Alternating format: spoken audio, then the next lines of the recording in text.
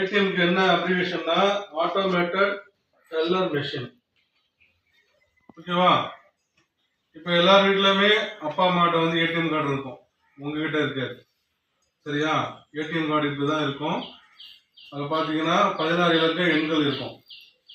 சரியா? இந்த எண்களை எக்காரணத்தை கொண்டும் யார்கிட்டையும் சொல்லக்கூடாது, நம்ம சீக்கிரட்டாக தான் வச்சுக்கணும். அதேமாரி பணம் எடுக்கிறதுக்கு நமக்கு வந்து சீக்ரெட்டு பின் நம்பர் இருக்கும், 4 இலக்க எண். சரியா? அதை யார்கிட்டையும் சொல்லக்கூடாது, யாருக்கிட்ட சொல்லக்கூடாது. சரியா? ஒரு சொல்லிட்டு என்ன பண்ணுவாங்க, நம்ம அக்கௌண்ட்ல உள்ள பணத்தை எடுத்துருவாங்க. சரியா? இதுல வந்து நம்முடைய வங்கி கணக்கு விவரங்கள் எல்லாமே இல்லை இணைச்சிருப்பாங்க. சரியா? பணம் எடுக்கிறது வந்து நம்ம யூஸ் பண்ணிக்கலாம். ஓகேவா?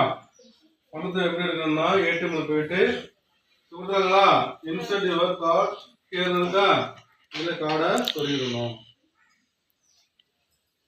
ஓகேவா? இந்த வெல்கம் வரும்.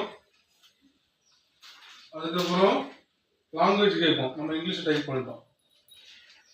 இங்கிலீஷை டைப் பண்ணதுக்கப்புறம் பின் நம்பர் கேட்கும், நம்மளுடைய 4 இலக்க சீக்ரெட் நம்பர் என்ன பண்ணணும், பின் நம்பரை டைப் பண்ணணும். சரியா? டைப் பண்ணதுக்கப்புறம் கேட்பாங்க, ஃபாஸ்ட் கேஷா, வித்ட்ராவலா, பேலன்ஸ் என்கொயரியா, ஸ்டேட்மெண்ட்லாம் கேட்கும். நம்ம பணம் தான் எடுக்க போகிறோம், வித்ட்ராவல். இது சேவிங்ஸா கரண்ட் அக்கௌண்டா அதர்ஸ் கேட்பாங்க. சேவிங் அதை கிளிக் பண்ணோன்னா டிஸ்பிளே அடுத்தது சேஞ்ச் பண்ணணும். எவ்வளோ அமௌண்ட் கேட்கும், நம்ம ஒரு 1000 பண்ணணும், 100. அப்புறம் எஸ் கொடுக்கணும். எஸ் கொடுத்தா கொஞ்ச நேரம் வெயிட் பண்ணணும். வெயிட் பண்ணால் அதுக்கப்புறம் நமக்கு அமௌண்ட்டு